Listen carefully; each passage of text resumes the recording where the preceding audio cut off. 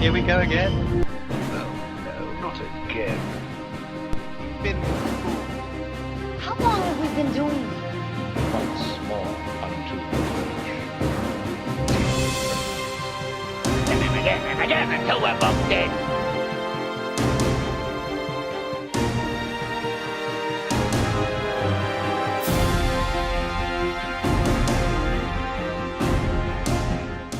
Hello and welcome to You've Seen It Before, movie reviews with connections in mind.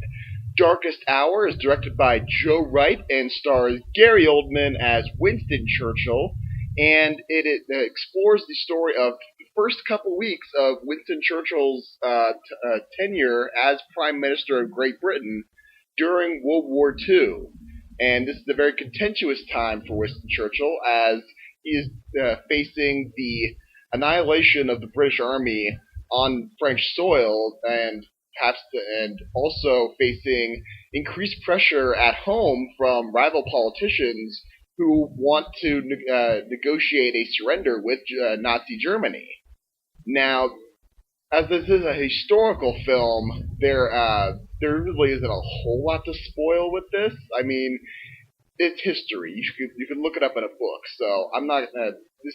Needless to say, there will be spoilers for this movie review, as well as another historical film as well.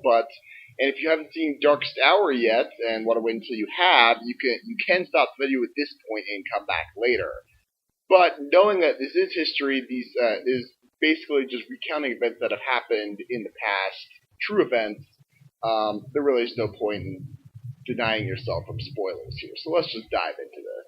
Now, as this is a historical film, I am sort of reluctant to say where you've seen this sort of film before. Normally, when I do a review such as this, I point to plot points and camera work or character arcs of certain films and where you've seen them before. This is a historical film. It is a little bit more difficult to do that since these are true events that happened. However, there is one film that this film does remind me of, and sort of structurally, the way it is presented and frames historical context, I'd say this is very similar to the 2012 film Lincoln, directed by Steven Spielberg. There are many similarities with Lincoln, between Lincoln and Darkest Hour. Both of these films feature a high-profile actor portraying a strong yet eccentric world leader. Of course, Lincoln depicts Abraham Lincoln during the closing days of the Civil War, and Darkest Hour depicts Churchill during his beginning of his tenure near the beginning of World War II. And both of these films also feature a country facing during wartime and all the struggles that accompany that. And both of these films also feature the leader having to cope with a decision or vote that has huge ramifications for the world moving forward. In Lincoln's case, it is the passage of the 13th Amendment, which outlawed slavery near the end of the Civil War. And in Darkest Hour, it is the Winston Churchill being brought into the office of Prime Minister after Neville Chamberlain, his predecessor, was ousted because he was thought to be ineffectual as a leader of Great Britain, and he basically allowed the rise of Hitler and the Nazis. And Churchill is faced with the prospect of the defeat, the virtual annihilation of the British Army on French soil. At this time of this film takes place, it is the middle to end of May of 1940, and the British Army is being forced back to the beaches of Dunkirk, and Churchill must now sell the wild idea of evacuating all of those troops in order to fight another day, while the Neville Chamberlain and the other factions of the British Parliament are essentially pushing towards a negotiated settlement with Germany, and they feel like that's the only option at this point, and that Churchill's sentiment of wanting to continue to wage war and never surrender, is foolhardy, and that he is going to basically doom the entire country of Great Britain. Now, as I said, both of these leaders, in Lincoln and Darkstour, are somewhat eccentric. In Lincoln, Abraham Lincoln is shown to have a very quiet demeanor, and he has a somewhat odd tendency to tell stories at somewhat inopportune moments in order to make a point, and often at the bewilderment of politicians, both rival and friendly, to Lincoln's cause. And in Darkstour, we see that Churchill is not necessarily on the best footing mentally. He is struggling to formulate thoughts, and under pressure, he is not really sure of where he stands on a lot of issues.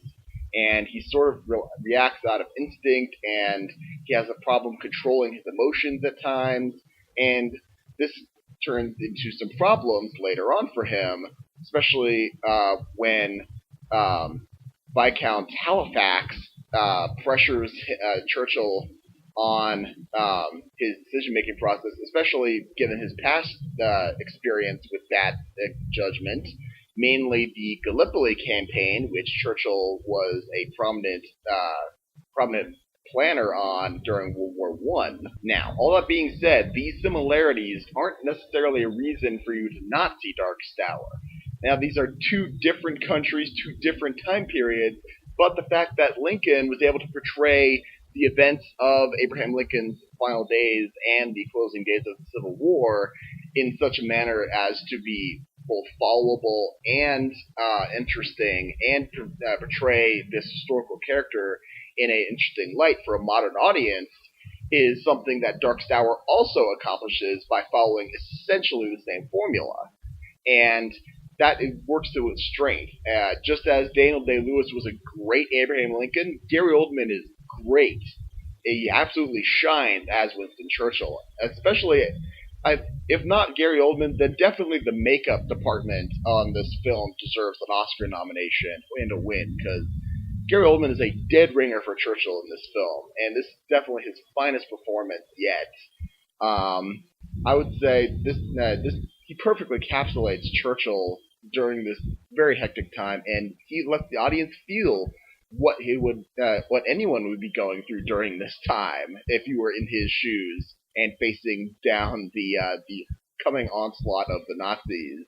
And this film does that very well. Also, the supporting cast, props must be given to his wife, who is a great supporting actress in this role, but definitely the best supporting actress in this film, and definitely deserves a nomination, is Lily James as Elizabeth Layton, who was brought in as Churchill's personal secretary during this time, and she provides him with great motivation and quiet confidence in order for him to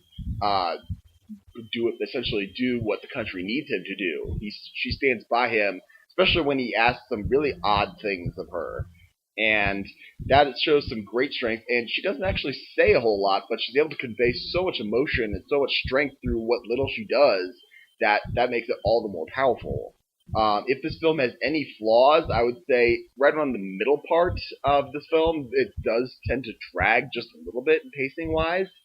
And also, if you are unfamiliar with all the characters and their backstories of this in this film, if you go completely cold without that knowledge, then you may be somewhat confused as to certain characters' motivations and why exactly they're doing what they're doing. Mainly, if you're going to see this, the main people you're going to want to research are at least Winston Churchill, Neville Chamberlain, and Lord Halifax, as well as King George the Fifth, or Fifth or Sixth, I can't remember. I believe it's the Fifth. And no, Sixth. Sorry, Sixth. My bad. And you also need to know that this film is covered. I would almost say this as a companion piece to the earlier film of 2017, Dunkirk, where you saw from the men's perspective of how to get home from that point. This is showing the people, the decision makers at home who have to live with these decisions. And I would say that's a more rewarding experience if you watch Dunkirk first and then watch Darkest Hour. So there's my recommendation. And yeah, that's basically my review. I would definitely check this out. If not in theaters, then definitely when it comes out on digital or home media. So thank you all for watching. I appreciate any audience I can get. I hope to do a 2017 in review video. If not before the end of the year, then immediately into the beginning of the new year. And for all of you, I hope you had a Merry Christmas and have a happy last few days of 2017, and may we have a great 2018. Now, thank you all for watching, and just remember, there's nothing new under the sun, and yes, you have seen it before.